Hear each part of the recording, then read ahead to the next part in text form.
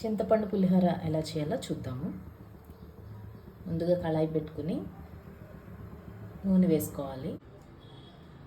నూనె కాగిన తర్వాత అందులో తాలింపు దినుసులు వేసుకోవాలి. ఆవాలు, జీలకర్ర, పచ్చిశనగపప్పు, మినపప్పు వేసుకుని వేయించుకోవాలి. తర్వాత పల్లీలు వేసుకోవాలి. ఇందులో అల్లం వేసాము, పచ్చిమిర్చి వేసి వేయించుకోవాలి.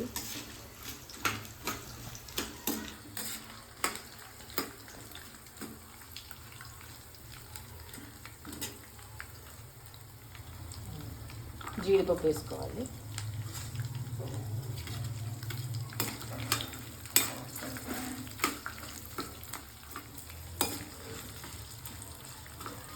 పచ్చిమిర్చి వేగిన తర్వాత ఇందులో ఎండుమిర్చి, కరివేపాకు వేసుకోవాలి.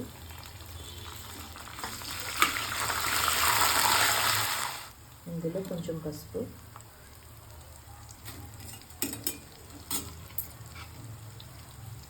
రుచికి సరిపడా ఉప్పు వేసుకోవాలి.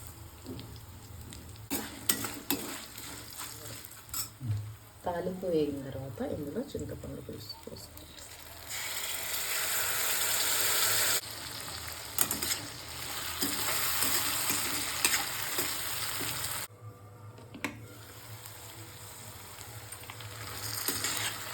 ఆయిల్ ఇలా పైకి తేలిందంటే చింతపండు గుజ్జు ఉడికిపోయిందని అర్థం. ఇప్పుడు ఇందులో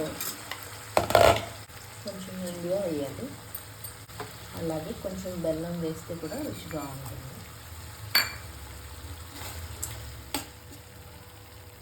సో ఇప్పుడు మనకి ఇది చింతపండు గుజ్జు రెడీ అయిపోయింది. ఇది చల్లారిన తర్వాత ఇందులో అన్నాన్ని కలుపుకుంటే సరిపోతుంది. పోపు చల్లారిన తర్వాత ఇప్పుడు అన్నాన్ని వేసుకుని కలుపుకుందాము.